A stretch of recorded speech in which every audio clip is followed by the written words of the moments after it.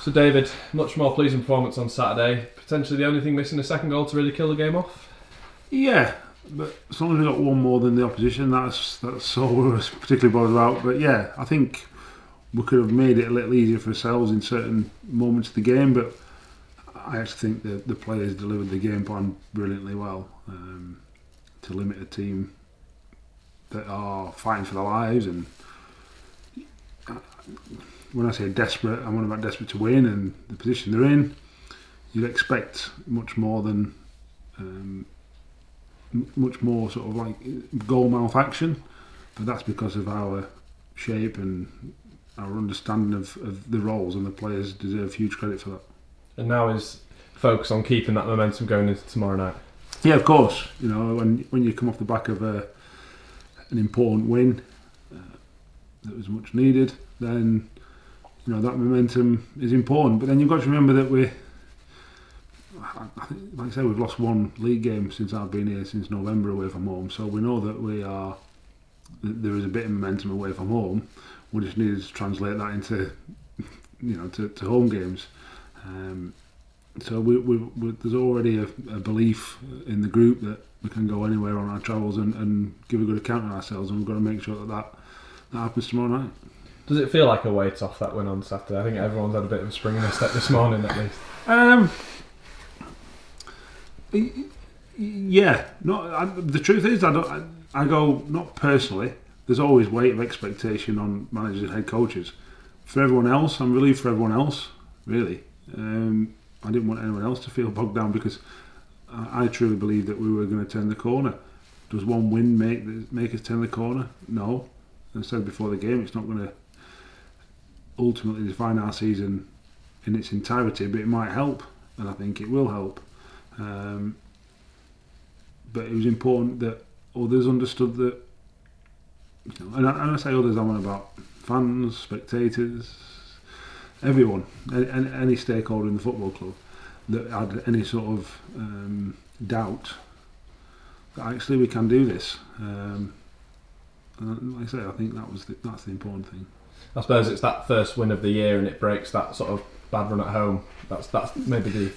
And I understand the reason why people were maybe anxious. Well, like I said after the game, I thought the crowd were fantastic.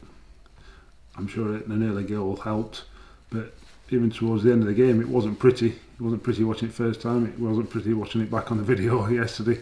But the fans, as they've been all season since I've been here, have been right with us. I thought they were excellent, and when we needed them in that second half, you know, they were clapping and cheering and shouting and singing, and that's what we've got to do. And like I say, I thought they were excellent. You face a tough challenge now tomorrow night at Wimbledon. They're buoyed by a really good result on Saturday as well against MK Dons. It's going to be a tough test, isn't it? Yeah, of course. You know, they're all tough. They're all tough. Anyone can beat anyone in this league, and when you go somewhere, you know it's going to be tough. Like I said, they've had a terrific win against a rival, I don't know, enemy. I don't know how they phrase it particularly, but I know it's a grudge match, and they've come out on the right side of it, and so they'll be buoyed by that, and they'll have the belief that they can carry that on. But we've got to make sure that whatever questions they ask, we've got to have the answers and pose them plenty of questions as well. There's quite a lot of outpouring of emotion after Saturday's game.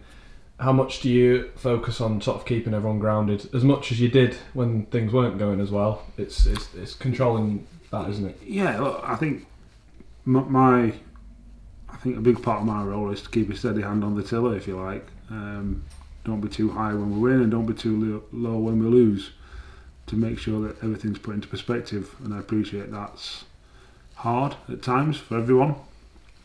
But the last thing players want when we lose is me shouting nonsense at them. I'm here to help them.